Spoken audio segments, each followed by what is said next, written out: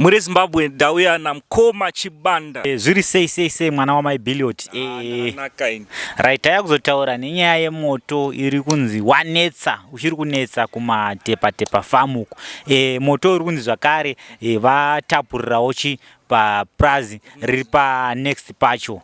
Brentford. Exactly. So muri Zimbabwe vasiri kudzisa nyaya iyi, pane zvakaitika kumatepatepa. Yaane nguva yatone mamanzi nyaya iyi. Kumatepatepa kwakatanga ngobvira moto, dzimba dzichitsva, mpanda ichitsva. Kwakauya maprofita akasiyana-siyana vachiinvestigate chichikonzeresa moto. Munoziva kuti chiri kundishamisa apa ndechekuti pakauya maprofita akawandisa vachida kusova nyaya ishi, but hapana muprofita mumwe chete akwanisa kusova nyaya ishi. Vamwe vaiuya maprofita, vamwe vaiuya vaitaura kuti imheni iri kukonzeresa izvi. Imimi makanzwa kuti?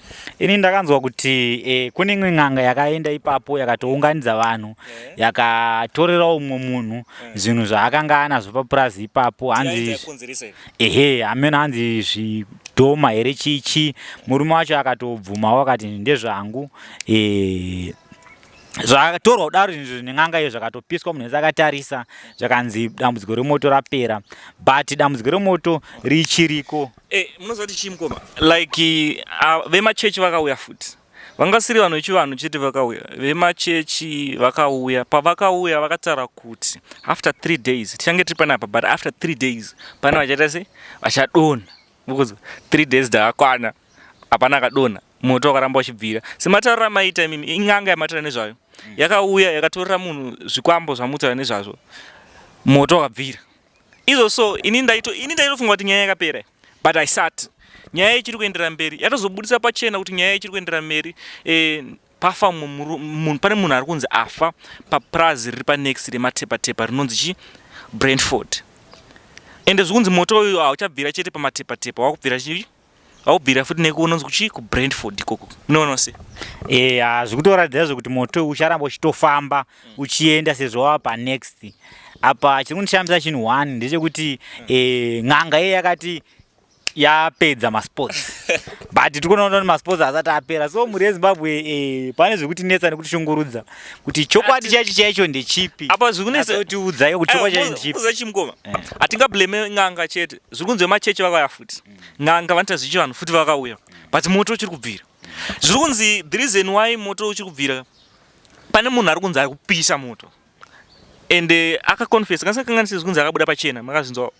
Ndakangonzwawo kudaro kunzi pane munhu akakonfesa.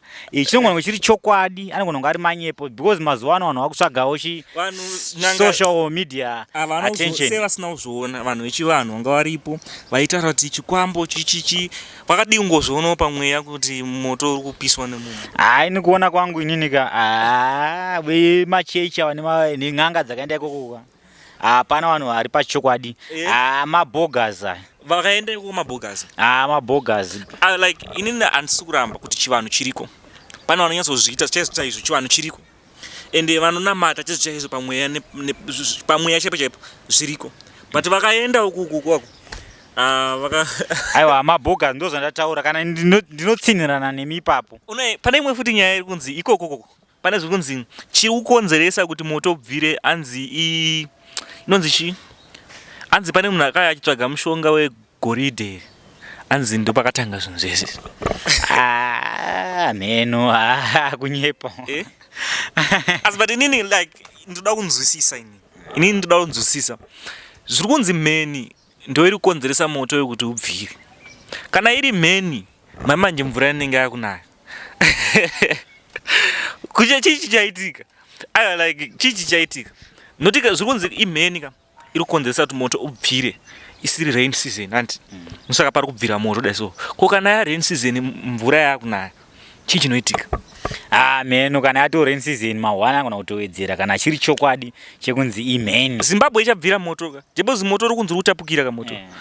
Wakatangira pamatepatepa, wapa papurazi rinonzi hanzi Brentford. Apa uchaenda, hatizivi kuti uchaenda kupi next.